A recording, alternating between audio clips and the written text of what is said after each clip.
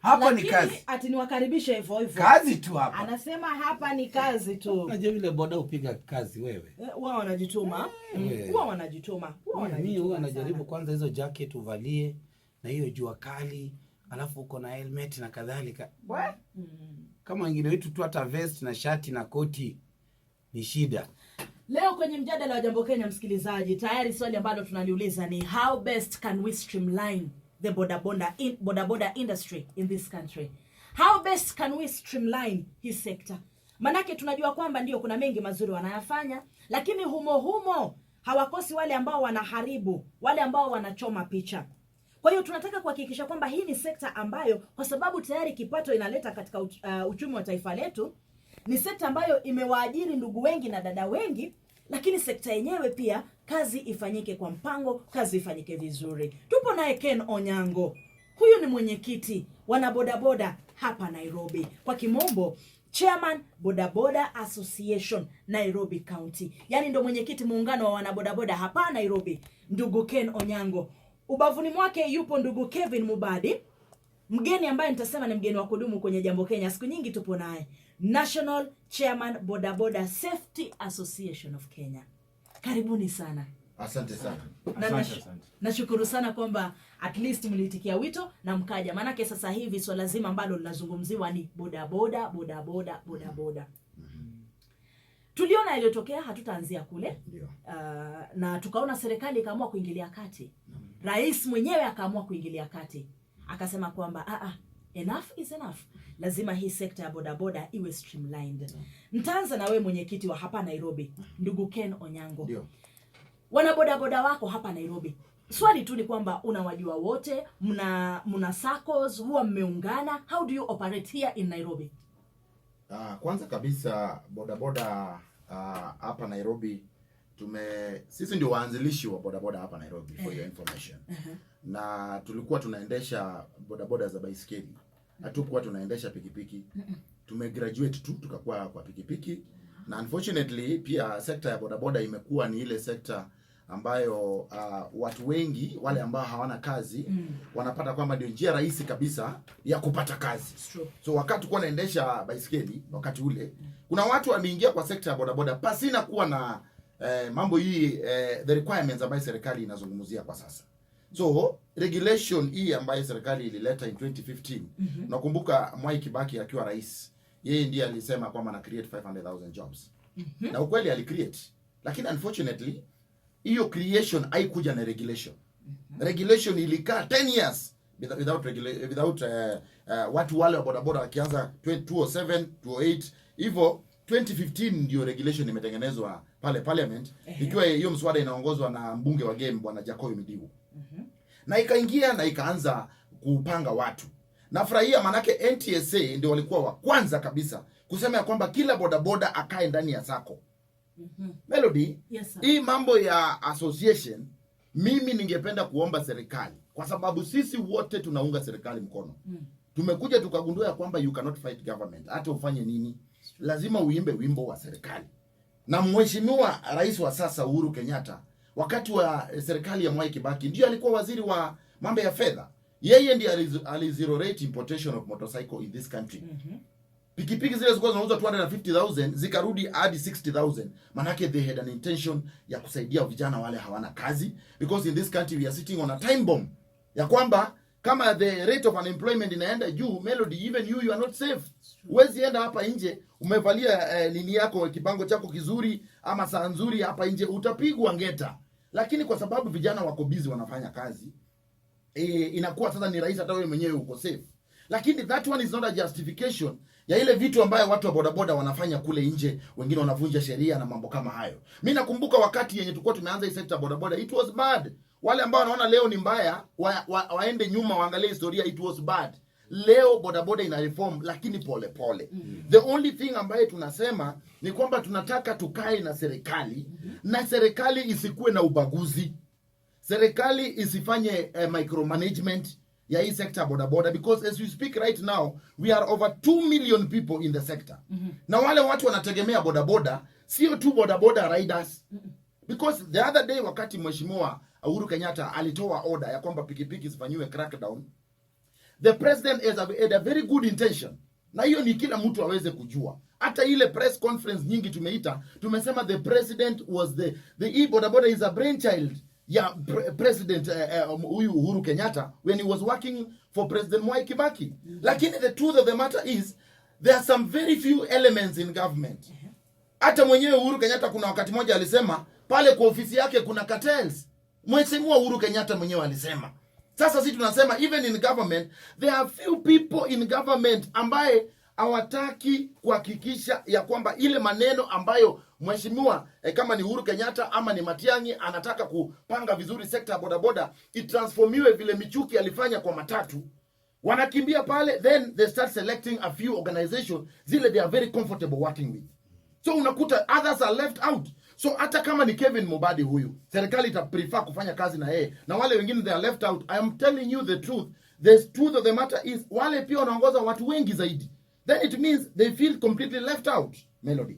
And that's why we are saying, mimi ningependa kuomba serikali, na especially Bwana CS Matiang'i. Manake he is a man with a very good heart. Yeye alitengeneza task force. Na wakati atengeneza task force, mimi nilienda nikampata wakati moja. Manake all barua tuliandika kwa OP zote zinakanyagiwa. Tunasema we need an audience with you Bwana CS, so that we can tell you what is killing and eating the cancer in the bodaboda sector. Tukienda pale barua tunaandika zinakanyagiwa. Zikiandikwa zinakanyagiwa. Nikakumbuka wakati moja alikuwa ameenda kwa one media station. Na mimi nikasema nitaenda hapo. Akitoka hapo hakuna appointment.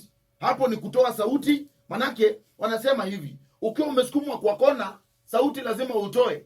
Yesu akiwa anapita, Biblia inasema ule jamaa alikuwa anaitwa Batimayo, alikuwa anafinyiliwa na akatoa sauti, Yesu mwana wa Nazareti, tafadhali unirehemu. Na wakati Yesu alisikia akasema, nani anapiga kelele? Manake ukisukumwa kwa kona, you don't care about even security wala watakuarrest. Mpaka ule mkubwa asikie sauti yako. Nikamwambia, mheshimiwa, umetengeneza task force. This task force is very important. We've been waiting for it. Mawaziri wote ambao wamepita hapo tumewaomba sana wa streamline hii sector, wanahepa tu, wanapiga kona tu. Lakini wewe sasa ndio umejua in task force it will help us. Lakini shida ile umekosea ni moja tu. Wale umeweka kwa hiyo task force, hawa umeweka kwa hiyo task force, they don't know what issue. Mpaka kesho kutwa tutakubali. Sisi tumekubali kufuata serikali vile inataka, lakini tukae kwa sako. What do you mean association? Association ni kama hii ya Bwana Mubadi inaitwa Bodaboda Safety Association. Yenye inasema ati tumesimamia bodaboda Kenya mzima. Lakini si ukweli. Ukitaka kujua si ukweli, enda hapa nje uite mkutano hapa Uhuru Park. Utakuta kila mtu anasema we don't even recognize that.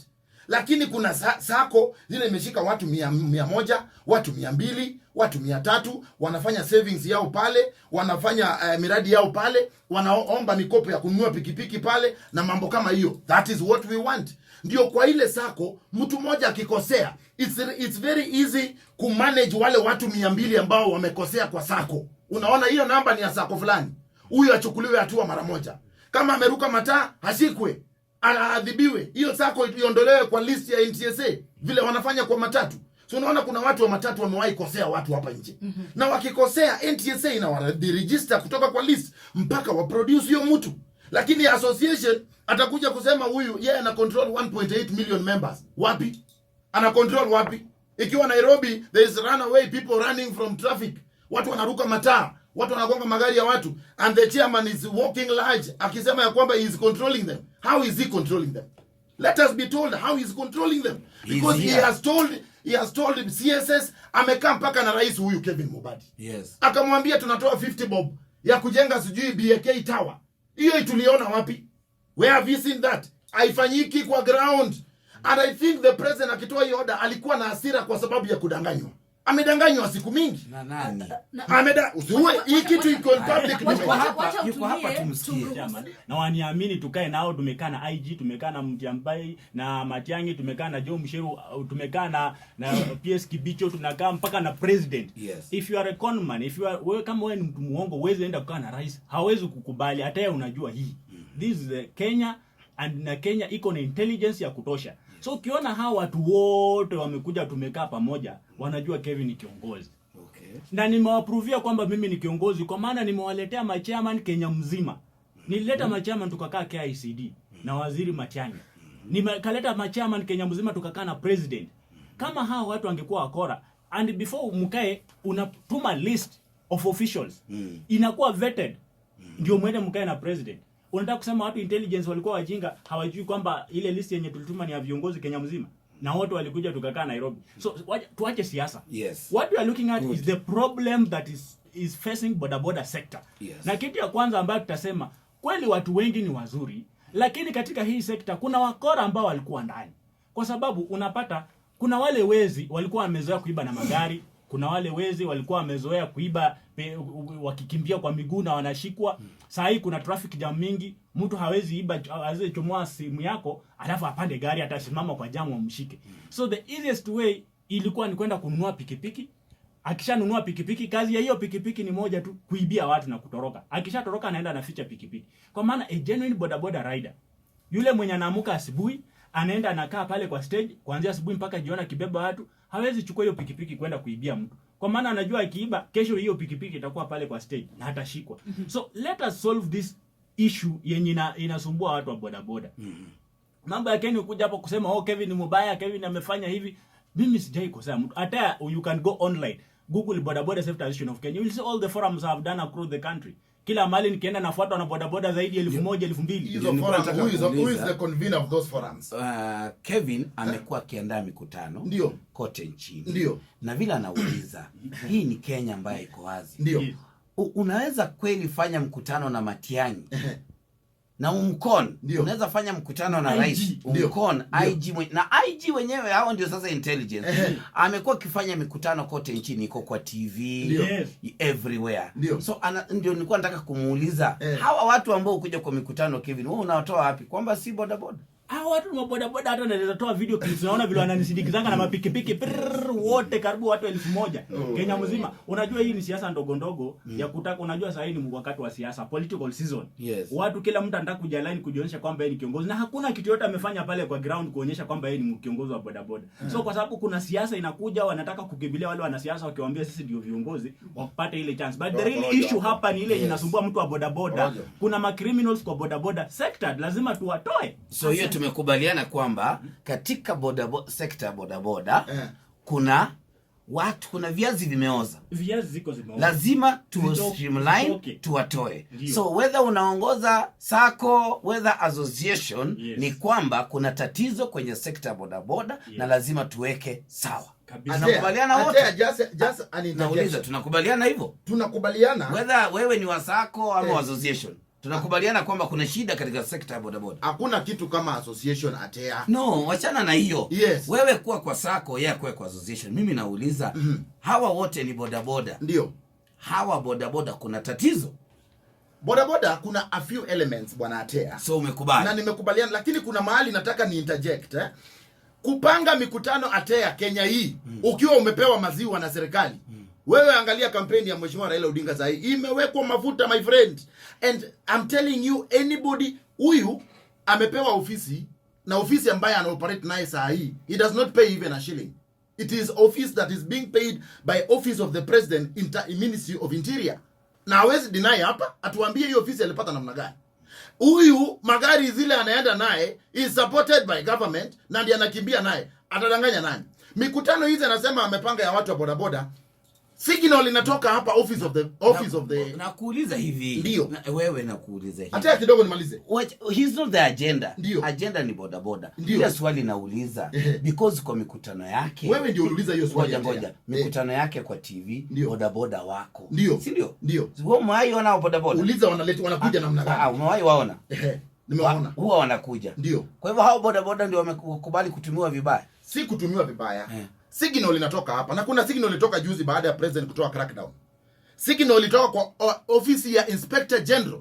Inasema watu wa bodaboda wote Kenya mzima wa register kwa bodaboda safety. Hiyo signal unataka kuniambia the IG does not know ya kwamba there are other organization. We are playing double standard here. What we are saying ni kwamba give everybody a playing field. Tuonane na huyu Kevin kama bodaboda safety ndio ina manage bodaboda. Serikali as money. CS alituambia waive 5,800 kwa every bodaboda rider in this country. Mimi nimefanya rough calculation ya hiyo pesa. Unajua hata inakuja pesa ngapi? 8 billion shillings. That one tells you the government ikitaka ku streamline sector ya bodaboda, kesho waite uchaguzi. huyu Kevin akuwe paraded na wasitumie county commissioner, sababu hao watu wa bodaboda wanaona kwa counties. Huyu Kevin kuna wakati moja we were reading with him from the same script, tulienda na yeye mkutano Nyeri. Huyu county commissioner ndugu yangu wanapigiwa simu moja, wanaambia bodaboda if you cannot come for that meeting uhame kwa hii county. Wewe utakosa kwenda, utakosa kwenda. Acha niulize swali moja ndugu yangu Keno Cheng, nataka kuuliza hiyo mikutano umeketi na wakubwa. Kuna faida yoyote ambayo wanabodaboda wamepata kutokana na hiyo mikutano ambayo umekuwa ukifanya? Kuna issues ambazo umezipeleka kule, mkaenda mkazi table na mkazizungumzia na ukarudi kwa ground ukazi effect. Wanabodaboda wakafaidi kutokana na hiyo mikutano? Ndio.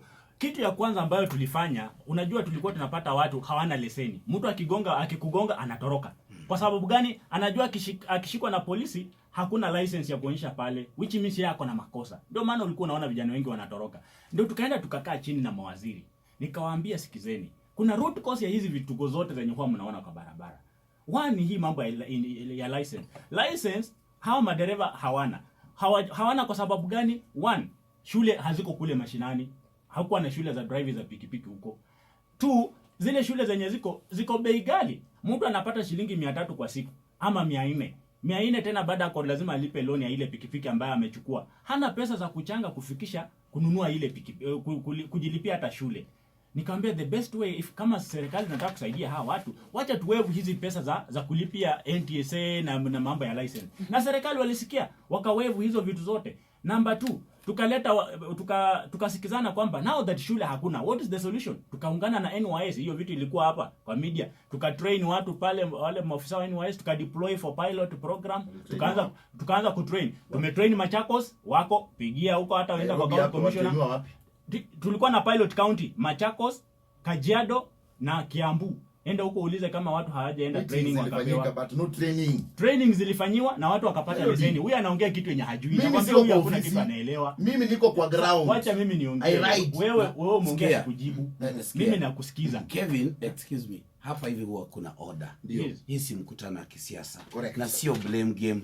We are looking for a solution. We are not here to blame. Tunasema kwamba bodaboda is a very important sector. Because tusipotumia time hii vizuri, mtaondoka hapa na wale ambao wanasikiliza pengine kwa serikali, hiyo State House inasikiliza, wizara husika inasikiliza, mtaondoka hapa kama hatujapata suluhu. Sio? The other day bodaboda walikuwa wanalia wanahangaishwa. Angalau serikali imesema kwanza crackdown isimamishwe. Sio? So I wish nyinyi wawili, nataka muhakikishe mkitoka hapa tumezungumza na serikali and there's a way forward on how well we can streamline the bodaboda sector. Sawa, huu si mkutano wa kisiasa. Si wa kisiasa atea.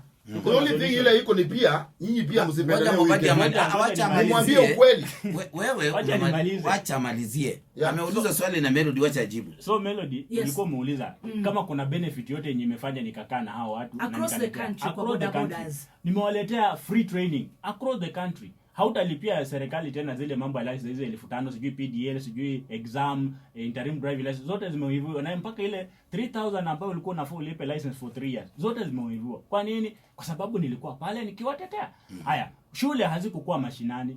Nikaenda nikaongea na serikali, wamekubali kutrain bodaboda wote Kenya mzima through NYS, through TVETs. Hiyo ni mimi nimeenda nikangangana serikali ikaleta, kwa maana serikali halikuwa hawajui kwamba kuna shida. Nimeleta hiyo. Haya, crackdown imekuwa hapa. Yes. Mimi nilikuwa naamshwa saa 12 asubuhi kwenda pale Harambee House kufanya mikutano. Nimekaa na hawa watu wote. Tukaangalia nikamwambia hapana. Kuna shida. Hawa watu wote, si ati wote ndio wako na makosa. Watu wenye walifanya makosa ni watu wachache. How can we do this? Wacha tutoe hawa watu wabaya kwa katikati yetu. How can we do that? Yes. Nikamwambia watu waingie kwa Msako. Watu waingie kwa CBO. Ile mahali penye mnaoperatia mnajuana. We can have circles, we can have associations hapo, we can have CBOs pale. Mkwe ni an organized structure. Na hiyo pia ilikuwa ita support ile task force report yenye tulitoa. Kwamba lazima watu wakue under circles, under CBO na watu wakue registered. This is a national radio station. Wacha kudanganya watu hapa. Digitally. Unajua mimi sijakuja hapa kudanganya. Na tunasema ukweli vile maneno ipo. Hatutaki kujipendekeza hapa tuonekane. Kulikuwa na Kimtai, kulikuwa na Dickson Mbogwa, but at the end of the day shida za matatu ni shida za matatu. Kunaweza kuwa na Kevin, kunaweza kuwa na Onyango, kunaweza kuwa na Atea pia kwa huko nje. Juu kuna wengine pia kwa huko nje. Msidhani ni nyinyi pekee ndio viongozi. Pengine kuna viongozi wengine pia wanauza na hao ni akina nani. Kuna bodaboda pia wanauza na hao ni akina nani wako kwa studio. Wanasema ati hao ni viongozi wetu. All said and done, bodaboda ni bodaboda. Shida zenu ni shida zenu. Kuna wengi ambao walikuwa wameshikwa kwenye msako. Lakini sasa idara ya polisi, rais, tangazo la rais, Waziri Matiang'i akasema tungoje kwanza. Kungoja tumengoja, lakini si kusema kwamba hamtafuata sheria na hatutaki mpatikane. Mwelekeo ni upi? Maana hii mikutano itaendelea. Na wamesema wamesitisha crackdown to allow dialogue. Unaona bwana Atea? Yes. Mimi ukiniuliza, yes, the most important thing that we desperately need kutoka kwa serikali sio kuonewa huruma. Sisi ni Wakenya kama wale Wakenya wengine. Na sisi pia hatutaki kuoperate kama rogue people. Unaona? Tulikuwa tunaomba serikali, Mheshimiwa Rais atuonee huruma, manake kipato chetu ni kwa hii bodaboda tukiendesha tunapata pesa yetu. Lakini pia hatutaki kuonewa huruma. Tunataka kama ni kusukumwa, tusukumwe tuingie mahali ambapo tutafuata kile serikali inataka. Sisi tuko tayari kufuata hiyo mkondo.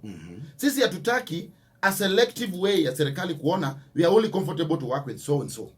That is not what we want. Wakati tulikuwa na serikali ya Rais mstaafu Daniel Arap Moi, ilikuwa ni serikali ya hii devolved system of government Atea, haikukua. Usipoimba wimbo wa serikali ya Atea, kwenu maendeleo hampati. Saa hizi ni vile iko, usipoimba wimbo ya association fulani, you will not be beneficiary ya some of the benefits serikali inaleta. And I can tell you for sure, tulikuwa na ile wakati ya COVID-19, 38 billion serikali 38 million serikali ilitoa ya mambo ya sanitizer na nini, ipewe watu wa bodaboda kutoka kila mahali. One association was given that, bwana Atea, waweze kusupply. If you don't sing the tune of that association, you don't get it.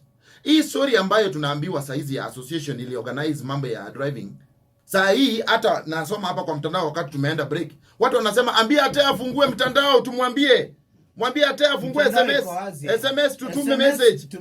Manake wanasema tunatuma isomwi.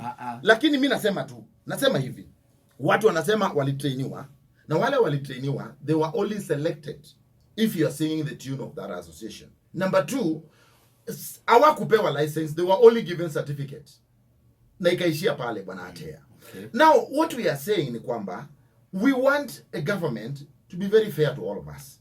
Saa hii sisi wote tuko kwa serikali, sisi wote tuko hapo. Tulichoka kurusha mawe Atea, na sisi watu wa kurusha mawe. Nauliza, wewe umefanya nini? Mimi yeye amekuwa na selected few, akawapa certificate na nini, wewe umefanya nini? Mimi nimefanya kitu kimoja. Nini? Kitu ya kwanza, wakati governor Mike Sonko aliingia hapa kama governor, tulifanya a lot of negotiation. Na sasa hizi vile tunazungumza, I can tell you Atea, I can parade more than 1,000 people ambao tumepatia license kupitia sisi kuandika barua kwa ofisi ya county. Tumetrain more than 1,000 people, they have driving license. Even if you want to call them, I'll call them. Hiyo ni kitu ya kwanza. Ya pili, we have negotiated wale ambao wako CBD, wako out of town, wajengewe places where they can call a shade, wakiwa wanafanya biashara yao pale. Na Melody amesema hapa anaenda Bellevue. Ukifika Bellevue, uliza chairman hapo Bellevue, benefits zile wamepata imetoka na association, wamesaidiwa na kina nani. Sisi what we are saying ni kwamba system ya bodaboda kama ile system ya counties vile Kevin anasema hapo na 47 counties ikuwe devolved. Hatutaki a point where someone sits at the top here and yeye is the one calling the shots. Wewe nikuulize, wewe unaongoza kundi gani? Mimi ninaongoza kundi ya Wanabodaboda. Inaitwa so wewe, yani cheo chako wewe unajiita? Mimi ni Bodaboda Association of Kenya chairman. Lakini Bodaboda Association of Kenya. Yes. Chairman. Ndio. Na Kevin ni chairman Bodaboda Safety Association. Yeye ni masuala ya usalama na kadhalika. Wewe ni masuala ya nini? Mimi ni masuala ya uendeshaji wa bodaboda na kufanya biashara. Ndio. Na ndio maana hata nikija hapa Citizen nimekuja na bodaboda iko hapo nje. Wewe bodaboda wa Busia wanakujua? Wa Busia? Umesema wewe ni national chairman. Sikiza kwanza. Nakupakulia kitu ambayo unapaswa kujua Atea. This idea of moving all around the country. Wanajua wanaweza kuwa walituma delegates wakakuchagua, ndio maana nauliza tu. Nataka kwa sababu sitaki pia bodaboda waseme ulileta imposters kwa studio. Sio, wanajifanya ni watu wetu na si wetu. Ndio maana nimekuuliza cheo, umesema wewe ni mwenyekiti wa kitaifa. Mwenyekiti wa kitaifa. Sio Nairobi tu. Lakini Nairobi ndio mali ilianzia. Charity begins at home. Yes. Kila mtu ako na mali alianzia. Vile tu ungeuliza mwenzangu, yeye alianzia wapi? Na nani anamjua? Manake mimi ukitoka hapa uende Ronald Ngala stage, mahali kuna vikundi ya watu wa bodaboda kama 30 kwa hiyo stage, nikianzia kama chairman yao wanijua. Na mimi nilichaguliwa Atea. On a broad daylight. Watu wa media Atea pia niliwaita pale na wakanichagua, nikachaguliwa wakiwa wanaona. Huyu alichaguliwa wapi, lakini agenda umetuambia tusiende hiyo direction. Yes. What kile mimi nasema Atea, we want sector bodaboda ikuwe regulated. Manake hata ile mjadala tulikuwa na discuss is how we can regulate the sector. Yes. Lakini ile kitu mimi ninasema, the selective way in which government is operating by saying huyu ndiye atakuwa na wapanga, na hii Kenya unaelewa. Hii kupanga watu ambao kila siku wanapata kama shilingi 700 800 elfu, na tunataka shilingi 200 iingie kwa sako mahali ambapo atakuja kesha aombe mkopo mtoto wake alipe school fees. Hiyo ndio vile mimi ningeomba serikali iweze kutupanga kwa SACCOS. Kwa sababu Atea, mtu akikukosea hapa nje ya Royal Media na ni mtu ako na pikipiki, watu wengi wana confuse, wanasema huyo ni mtu wa bodaboda. Lakini anybody riding motorcycle is not a bodaboda rider. Lazima huyo mtu, kitu ya kwanza, hata kama amevaa helmet, hata kama amevaa reflector, is not a bodaboda rider, he is a motorcyclist. Lakini akiwa ako kwa sako, ako na reflector, iko na namba, anajulikana na operate kwa stage gani, huyo ndio mtu wa bodaboda. Nauliza, is there anything that has stopped SACCOS kuformiwa? Zimepigwa marufuku? Haijapigwa marufuku. So SACCOS can continue, zinaweza endelea kuwa formed. Hakuna mtu amepinga kwamba SACCOS ziundwe. Sio? Ndio. Ziko. Ndio. Hizi SACCOS ziko. Ndio. So shida ni gani? Shida ni Atea, matatu wangepatiwa hiyo option yenye unaleta ya kwamba wachague kama wataoperate ama hapana. Hata matatu leo ingekuwa organized. Kenya ni Kenya ambayo iko na watu, tumekubali bodaboda tusukumwe tukae kwa SACCO. Na sisi tunataka hivyo. Tuko hapa mpaka karibu saa 2:30. Yes. Mpaka suluhu lipatikane. Hii sekta ni muhimu na hatuwezi kubali iangamie. Tukirudi baada ya muhtasari wa saa 2. Eti wanabodaboda tu hawapendi kufuata sheria. Maanake unasema umekuwa nao and everything. Twende tu kwa swala simple. Dio. Unakuta ndio hao wamepanda juu ya pavement. Unakuta ndio hao wanaona light imeandika red, imeweka red, lakini hapo ndio wanataka kupita. Dio. Upate mtu mwenye gari lake akigonga mwanabodaboda kwa bahati mbaya, hakuna mtu ujipangia kwenda kufanya ajali. Akigonga mwanabodaboda inabidi akimbie for their own dear life kwa sababu akisimama pale bodaboda dakika moja watakuwa wamekusanyika pale kuweza kumvamia. So swali simple tu, why can't they follow simple rules and regulations? Na hiyo ndio nimekuambia Melody, this competition ambayo inaendelea sijui between this association of that should stop. The government should call us back to order. And calling us back to order ilishafanywa na rais, na tukaambiwa tukae na wale ambao they are concerned parties. Wale ambao they are concerned, in this case tunazungumza juu ya CS ambaye ameamua kuadjudicate on this matter to the latter. Uende paka mwisho. That's the same thing the minister in charge of transport then, Bwana Michuki, alifanya kwa matatu. Tena alienda akaanza by example, akaenda pale Odeon, akaingia kwa matatu akasema hao vile wamecomply wote wafuate hiyo mkondo. Sisi hatutaki order inatolewa leo, kesho inakuwa withdrawn, we are back to business, nothing is being followed. Hiyo ni kitu sisi hatutaki. Kuna swali umeuliza ambayo liko very important. Kwa nini watu wetu wanaambiwa watoke CBD na bado hawafuati sheria? Hata nimepata message imetumiwa hapa, hawafuati sheria. Law ile ilipitishwa in 2015 on the regulation of motorcycle in this country. Ilisema the National Transport Authority, that is NTSA, with the relevant county government are going to set areas of operation for bodaboda riders. However, wamewahi kufanya hiyo? Swali tu. Maanake wenye natuma hizi ni authorities wako kwa hizo ofisi. Hawajawahi fanya hivyo, lakini wanatoka tu na pronouncement. Kutoka tu anywhere. Wanasema tokeni CBD. Sisi tumekubali kutoka. Lakini si you give us an area where we can do our job. Kwa sababu hata matatu wanataka kutolewa kwa CBD. Si ni ukweli? Wametengenezewa pale Green Park. Mahali wataenda kufanyia biashara yao. A society where utatengeneza sheria ya kusukuma ule mtu na hujampatia sehemu mbadala, lazima itakuwa ni society, watu wata revolt.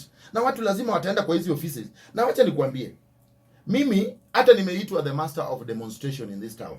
Nimeorganize a lot of demonstration. Manake ni haki yetu pia kikatiba. Article 37 of the Constitution of Kenya says it is our right, kwa sababu sisi tunataka kupinga serikali. Tuna demonstrate kwa sababu tunataka tupatiwe sehemu mbadala. Number 2, wale ambao wanaruka mataa. Wacha nikuambie Melody. Sisi tulinunua paka radio call wakati moja. tukakuwa hii town, mtu yoyote ambaye tunaona amefanya makosa tunapigia ule ako mbele, anashikwa. Central Police Station pale OCPD bwana Dhuku atakwambia how we cooperated with him kutoa the wrong people within us. Sisi tusionekane tukiongea ni kama tuko na hasira tuko naye pia kidogo, kwa sababu sisi ndio tunavaa hii kiatu, sisi ndio tunaendesha hizi pikipiki. Lakini the time serikali inaita a very clear platform, like for instance tuko na nafasi ambaye tulikuwa tumepatiwa na bwana CS mwenyewe Matiang'i, akasema ataita mkutano, na akaambia bwana Harisi ambaye amesimamia Nairobi mzima apange hiyo mkutano. Ni mkutano ya wanabodaboda, si mkutano ya association, sio mkutano ya nani, apange mkutano ya wanabodaboda. Na yeye mwenyewe akasema bwana CS, kama kuna watu kwa sekta ya bodaboda ambao mnasema mimi nimeleta nikawalazimishia wakuwe viongozi wenu, siku hiyo nataka mniambie. Ndio mniambie mnataka aje, na tukutoka pale tukikubaliana. Hii utovu wa nidhamu nikiona tena barabarani, sasa we will be very hard on you. Na tukamwambia we are ready. We are ready to tell him the cancer in the bodaboda sector ni 1 2 3 4 5. Me I'm ready to take responsibility. Sababu mimi nakuwa kiongozi ambaye akimbii watu wake wakikosea. Wakati watu wangu wa bodaboda wanakosea, mimi huwa ninakubali ni watu wangu. Lakini kuna ule watu wa bodaboda wakikosea, those are wrong people. Lakini wakati ambapo unaenda kujitetea kwa ofisi za serikali, unasema you represent bodaboda. Let us not be masters of double speak. Let us be people who will call it the way it is, people who are going to accept the way it is, na let us organize our sector ya bodaboda. Ya mwisho kabisa, sector ya bodaboda Melody. Yes. Ina control ina contribute almost 1 billion shillings into the economy. Let me tell you, sector bodaboda imeajiri ule ambaye ni rider, yule ambaye anauza spare. Sasa wakati bodaboda ilikuwa imekuwa banned, ule wa spare angeuza spare, ule anauza oil angeuza pale kwa petrol station. Uliza watu wenye anauza mafuta wakati bodaboda ilikuwa banned, ni hasara kiwango gani walienda, manake hawangeuza mafuta. So the sector itself inategemewa na watu wengi sana, lakini we are asking government and we are requesting and we are very sorry kama tumeonekana ya kwamba sisi tunapiga kifua, then we are on our knees. We are telling government we are on our knees. We only want to negotiate with you and we only want to work with you. The only problem is, ni baada ya sisi kutoka kuomba malilio yetu, tunaambua enda ukae na fulani, na huyo fulani kama uimbi wimbo yake tunaumia. So we are only asking government that. Kevin, yes, manate hiyo audience, lakini umekuwa na fursa kipekee, umeketi na waziri wote kila mmoja wakati ambapo msako umesitishwa. There must be activity, lazima kuna kile ambacho kinaendelea. Ndio. What next ndio tunauliza. Isiwe kwamba tena msako utarudi upate tena bodaboda wakiwa flat foot. Nini inahitajika? Okay. Now sober way and way forward kulingana na zile vitu ambazo tuliongelea na serikali. Kwanza kitu ambacho tunafaa tu confirm ni kwamba serikali imesimama na watu wa bodaboda sana. Na mimi nataka kushukuru Rais Uhuru Kenyatta, Fred Matiang'i, Waziri Musheru kwa ile support ambayo wameleta kwa hii sector na kuirecognize. Na imekuwa recognized because wameona there was some effort that were being made to kuhakikisha kwamba hii sector inakuwa recognized na inapangwa vizuri. Kitu ambacho tumepanga kufanya katika hii sector ni kwamba tulisema let's have SACCOs. SACCOs kutakuwa nazo thousands and thousands. Itakuwa bado ni ngumu kwa serikali kucontrol. Kitu ambacho tumeleta ni digital registration process. Whereby we want to have digital data ya hawa na bodaboda wote.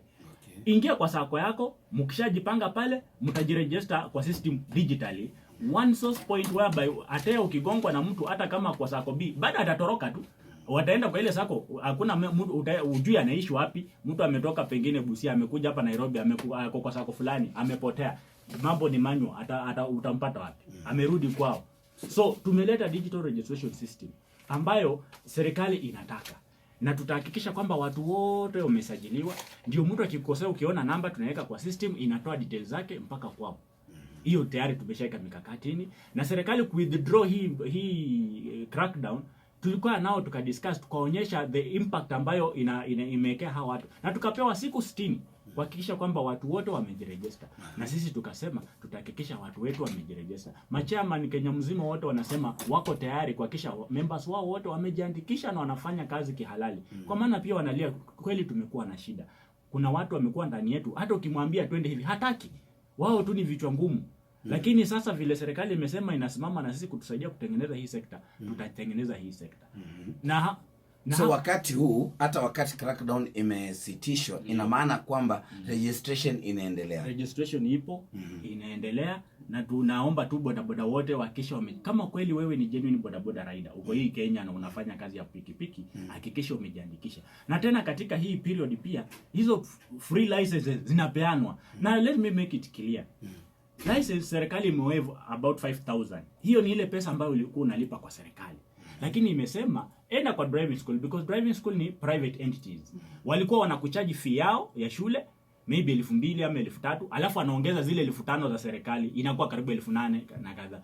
Wewe enda negotiate na ile shule yenye iko karibu na wewe, kama unaweza fikia shule ulipe fees yao yenye unataka. Kama unataka 1,000 utalipa tu hiyo 1,000. Ukimaliza ufanywe mtihani, utaenda straight NTSA wakupatia license free. Na pale NTSA pia kuna registration. Ukifika utapatiana kadi yako ya Msako na ile namba ambayo umepewa, utaingizwa kwa system ya NTSA, ungojea wakupatie leseni yako bure bila kulipa kitu chochote. So that is the procedure ambayo imewekwa na serikali kuhakikisha kwamba sector inakuwa streamlined. Lakini mambo ya kusema tunaruka huku na huku na huku haiwezi operate. Ukimaliza hivyo, hakikisha kwamba umejiregister online digitally. Tutapatiana ile platform ya kuregister. Ukitoka hapo, enda huduma centers. Ziko 52 Kenya mzima.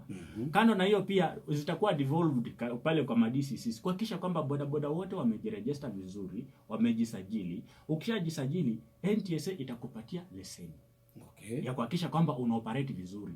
Na from there sasa utakuwa huru kufanya kazi yako. Na ufanye kazi vizuri na tusupport serikali. Tuhakikishe kwamba ile majukumu ambayo serikali inataka sisi kama wana bodaboda tukamilishe vizuri.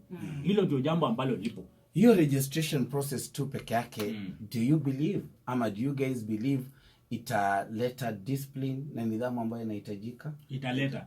Atea, kama wewe atea umesimama, umejitokeza mwenyewe, umeenda umepeleka details zako zote, majina yako, namba yako ya simu, unaishi wapi, unafanyia kazi wapi. Hiyo kitu peke yake itakuchonga. Hautatoka hapo kwenda kuibia mtu, hautatoka hapo kwenda kupiga mtu, kwa sababu unajua immediately ukifanya kila kitendo utashikwa, unapatikana. Lakini kama hujajiregister utafanya kitu yote, kwa maana unajua hakuna mtu atakupata. Unajua atea. Personally ukiniuliza, sector ya bodaboda, if at all we want to complete total transformation, kila sector, na ndio naonaga hata ikiwa ni kwa elimu, there is something you want to transform, you call stakeholders. Unaona? You call stakeholders. Na stakeholders utakuta vizuri. Vile tu Wanabodaboda anaeleza hapa. Amesema ameongea na all the national chairman. The national chairman that are subscribing to Bodaboda safety. Now, the information that comes from government is an information that will only be accessed by those people. And it is true. Kama hii platform anasema ako naye, I'm not a member of that platform. How will I get that information?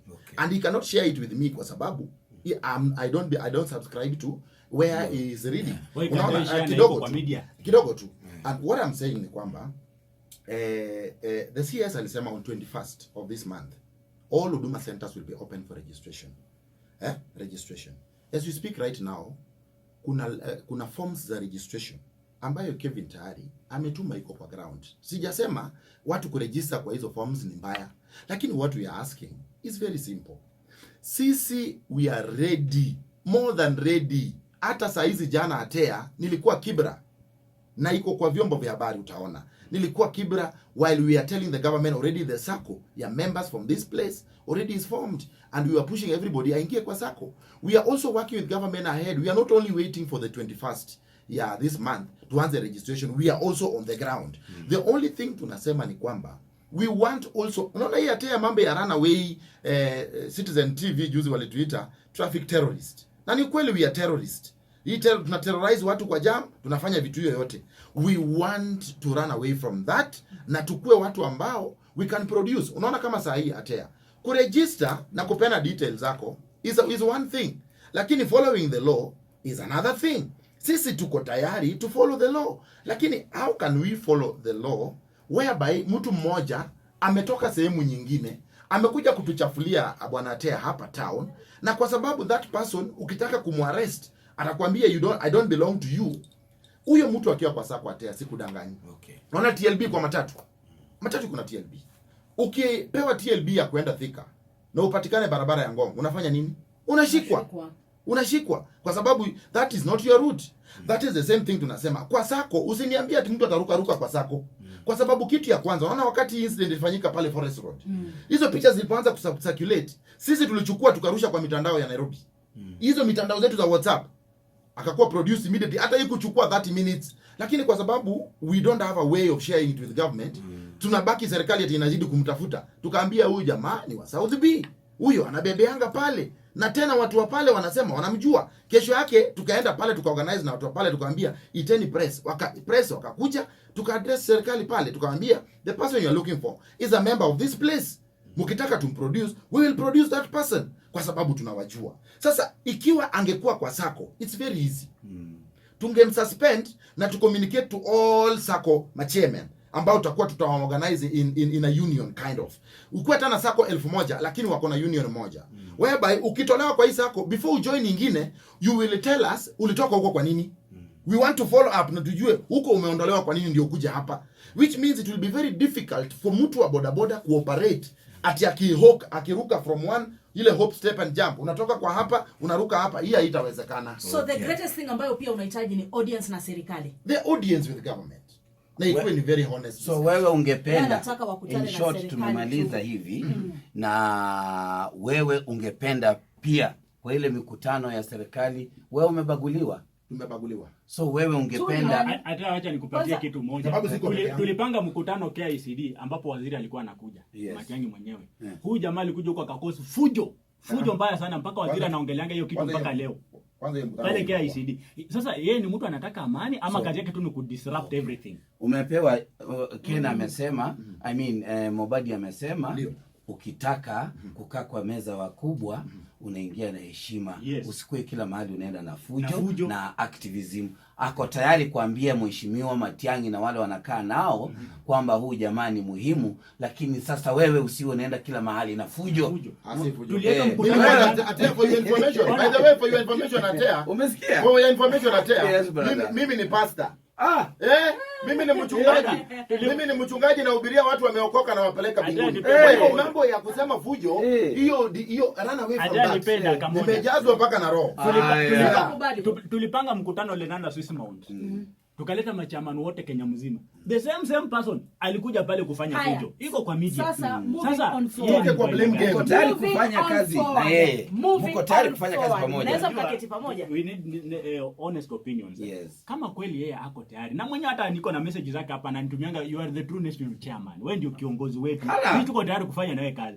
If he is true, akuje tufanye naye kazi. Mimi tuko tayari kufanya naye kazi. Handshake. Akuje hapa tufanye kazi, lakini mambo ya kujipiga kifua na kusumbua watu na kufanya vurugu na nini haiwezi msaidia, na hiyo ndio serikali haiwezi kubali. Handshake up.